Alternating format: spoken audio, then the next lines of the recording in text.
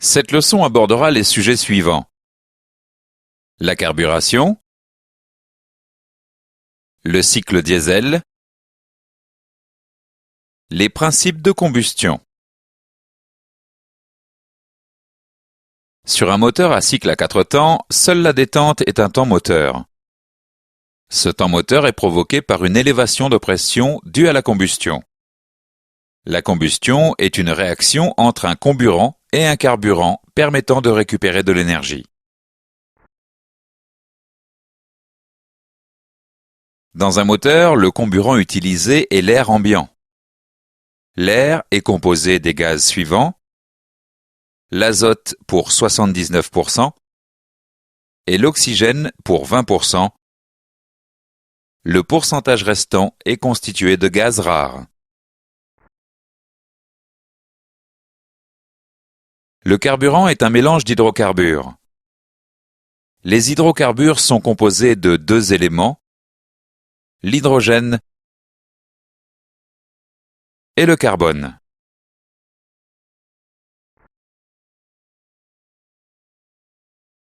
L'indice de cétane est une caractéristique représentative de la qualité du carburant. Cet indice caractérise l'aptitude d'un carburant diesel à s'auto-enflammer. Plus l'indice est élevé, plus le gazole s'enflamme facilement. Il convient de respecter les préconisations du constructeur. Par très grand froid, les carburants diesel peuvent se cristalliser partiellement. La cristallisation risque de provoquer un colmatage du filtre et donc une coupure de l'alimentation. L'emploi d'additifs permet d'abaisser la température de cristallisation des carburants. Des systèmes de réchauffage de gazole peuvent être montés sur le boîtier filtre.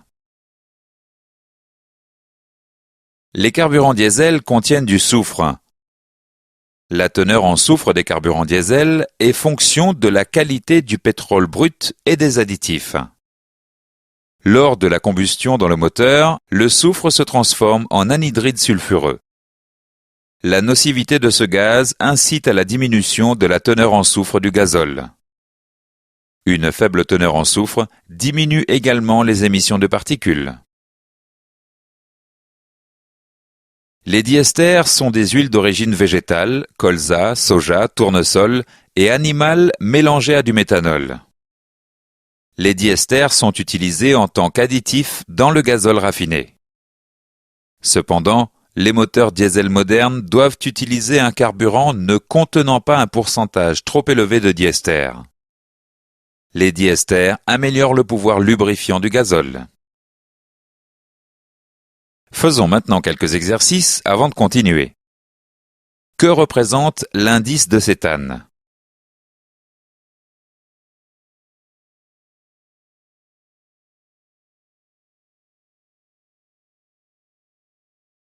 Quel élément chimique est contenu dans le gazole?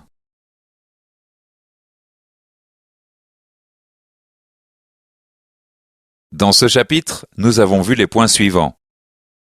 La combustion est une réaction entre un comburant et un carburant permettant de récupérer de l'énergie.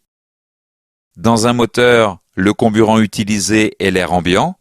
L'air contient de l'azote, de l'oxygène et des gaz rares. Le carburant est un mélange d'hydrocarbures HC. Les hydrocarbures sont composés d'hydrogène et de carbone. L'indice de cétane caractérise l'aptitude d'un carburant diesel à s'auto-enflammer. Par très grand froid, les carburants diesel peuvent se cristalliser partiellement. Le soufre contenu dans le gazole engendre un gaz nocif à l'échappement et participe aux émissions de particules. Les diesters sont des huiles d'origine végétale ou animale mélangées à du méthanol. Les diesters sont utilisés en tant qu'additifs dans le gazole raffiné. Le moteur diesel fonctionne selon un cycle à 4 temps. La détente est le seul temps moteur de ce cycle. Nous allons détailler les différents temps du cycle diesel dans les écrans suivants. Durant la phase d'admission, la soupape d'admission est ouverte et le piston descend. Seul l'air est admis durant cette phase.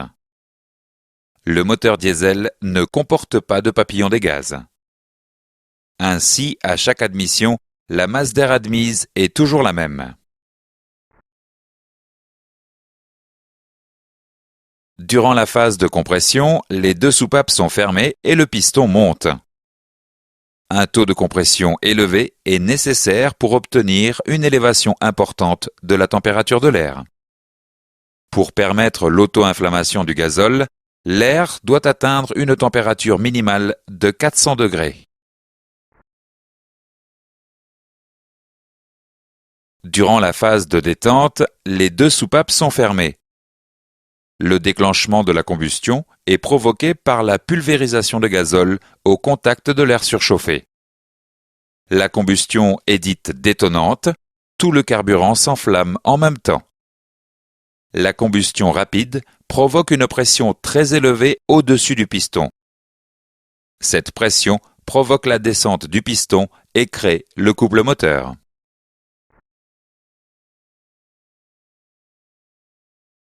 Durant la phase d'échappement, la soupape d'échappement est ouverte et le piston remonte. Les gaz issus de la combustion sont évacués vers l'échappement. Le cycle peut alors recommencer.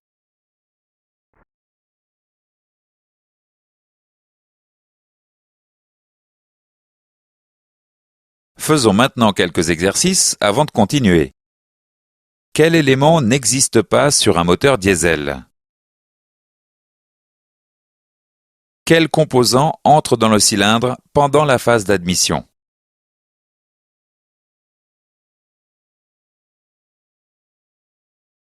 Dans ce chapitre, nous avons vu les points suivants. Le moteur diesel fonctionne selon un cycle à 4 temps. La détente est le seul temps moteur de ce cycle. Le moteur diesel ne comporte pas de papillon des gaz. La masse d'air admise à chaque admission est toujours la même. Pour permettre l'auto-inflammation du gazole, l'air doit atteindre une température minimale de 400 degrés. Dans un moteur diesel, la combustion est dite détonante, tout le carburant s'enflamme en même temps. Contrairement à un moteur essence, le moteur diesel ne comporte pas de papillon des gaz. Sur un moteur diesel, le couple moteur est géré par la quantité de gazole injecté. Cliquez sur la pédale d'accélérateur pour augmenter la demande de couple. Lors d'une demande de couple plus importante, la quantité de gazole injecté augmente. Cliquez sur la pédale d'accélérateur pour diminuer la demande de couple. Lors d'une demande de couple plus faible, la quantité de gazole injecté diminue.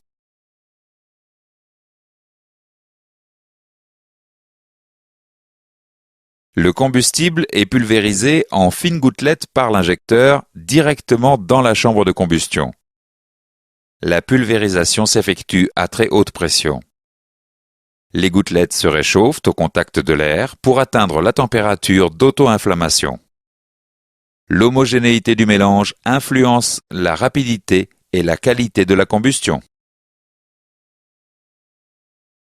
La combustion du mélange, même si elle est détonante, n'est pas instantanée. Cliquez sur l'injecteur pour injecter le gazole au point mort haut, PMH. Si l'injection a lieu au PMH, la pression due à la combustion devient maximale alors que le piston est déjà descendu. La force exercée sur le piston ne s'applique donc que sur une partie de la détente. Le couple produit est faible. Cliquez sur l'injecteur pour injecter le gazole avant le PMH. En revanche, si l'injection a lieu avant le PMH, la combustion sera complète au PMH. La pression due à la combustion sera maximale et s'appliquera durant toute la détente. Le couple produit sera plus important. Il est donc nécessaire de commencer l'injection avant la fin de la compression pour obtenir la plus grande efficacité. La combustion du mélange air-gazole est détonante.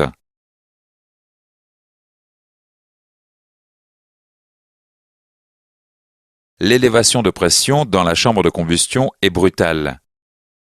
Cette élévation de pression entraîne des vibrations et un bruit de claquement caractéristique des moteurs diesel. Certains systèmes réalisent une pré-injection avant l'injection principale. Cliquez sur l'injecteur pour voir l'utilisation de la pré-injection. La pré-injection amorce la combustion avec une petite quantité de gazole.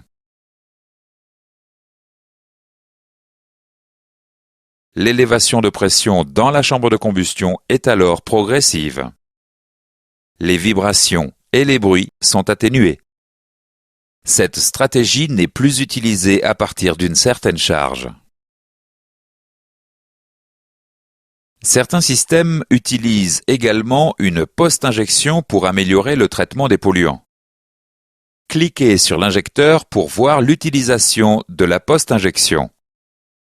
Une petite quantité de gazole est injectée après l'injection principale en fin de détente.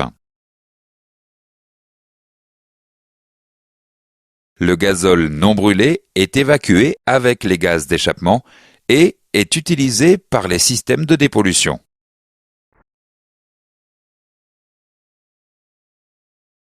Aujourd'hui, les moteurs diesel adoptent systématiquement un circuit d'air suralimenté.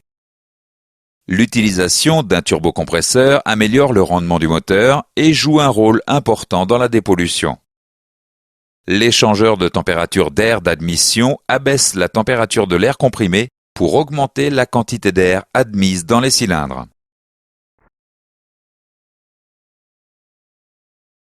Faisons maintenant quelques exercices avant de continuer. Quel type d'allumage est utilisé sur les moteurs diesel?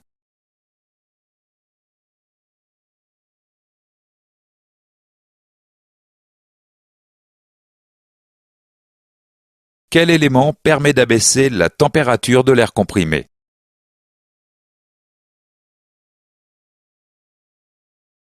Dans ce chapitre, nous avons vu les points suivants. Le couple moteur est géré par la quantité de gazole injecté. La pulvérisation du combustible en fines gouttelettes s'effectue à très haute pression. Il est nécessaire de commencer l'injection avant la fin de la compression pour obtenir la plus grande efficacité. La pré-injection amorce la combustion avec une petite quantité de gazole. L'élévation de pression dans la chambre de combustion est alors progressive.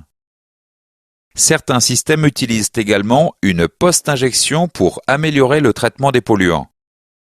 L'utilisation d'un turbocompresseur et d'un échangeur de température d'air d'admission améliore le rendement du moteur et la dépollution. Cette leçon est maintenant terminée. Voici un récapitulatif des chapitres que nous avons vus dans cette leçon. Vous pouvez revoir un chapitre en le sélectionnant avec la souris.